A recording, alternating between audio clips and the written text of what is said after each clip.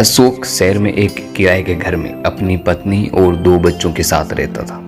वो एक निजी कंपनी में क्लर्क के तौर पर काम करता था। कई साल नौकरी करने के बाद अशोक ने थोड़े बहुत पैसे जोड़े जिनसे वो अपना घर खरीदना चाहता था। अशोक एक दिन अपनी पत्नी और बच्चों के साथ एक मकान देखने जाता है। उसे मकान बहुत अच्छा लगता है, लेकिन मकान की कीमत सुनते ही वो मना कर देता है। दरअसल मकान की कीमत उसकी हैसियत से दुगुनी थी, लेकिन फिर भी उसकी पत्नी ने उसकी हिम्मत बढ़ाते हुए कहा कि उसे ये मकान लेने को कहा।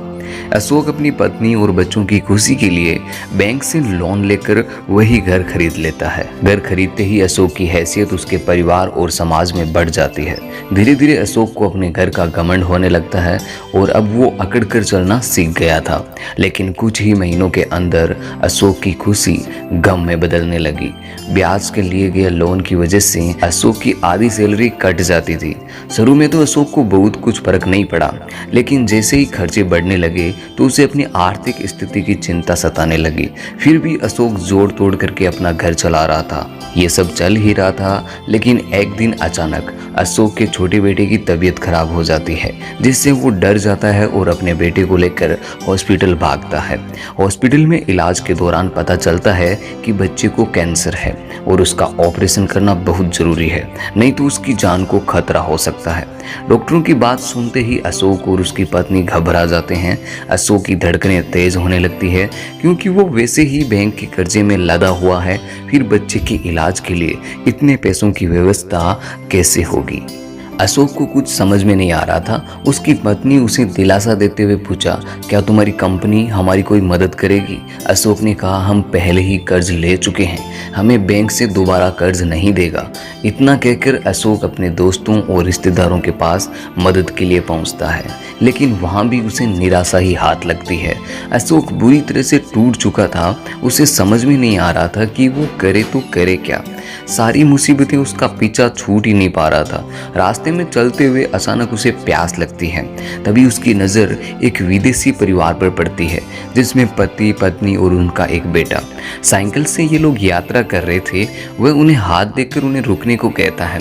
अशोक का इशारा पाते ही विदेशी परिवार रुक जाता है। अशोक उनसे पानी मांगता है। वो तुरंत अशोक को पानी पिलाते हैं। विदेशी परिवार लंबे समय से कई देशों की यात्रा कर रहा था, इसीलिए इन्हें कई भाषाओं का अच्छा ज्ञान हो चुका था। थोड़ी बहुत बातचीत के दौरान अशोक को जैसे ही पता चलता है कि उस व्यक्ति ने अपनी सारी संपत्ति बेच दी और अपने परिवार के साथ सभी देशों की यात्रा कर रहा है, इस बात से अशोक के मन में उथल पुथल मच जाती है, क्योंकि वो अपना घर होना बड़ी शान की बात समझता था। अशोक को लगता है कि आखिर कैसे कोई अपना सब कुछ बेच करके भी खुश हो सकता है। अशोक के चेहरे के हाव भाव देखकर विदेशी आदमी को उसके दिमाग में चल रही उलझन साफ साफ नजर आने लगी थी।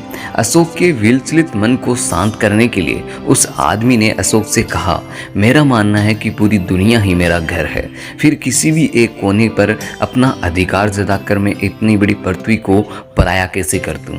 आज मैं पूरी दुनिया के किसी भी कोने में बिना चिंता के रह सकता हूं, लेकिन यदि मेरा अपना मकान होता तो शायद मुझे उसकी देखरेख के लिए ज्यादा परेशान होना पड़ता। तभी अशोक उन्हें रोकते हुए कहा, तो क्या हम अपना घर ही ना बनाए?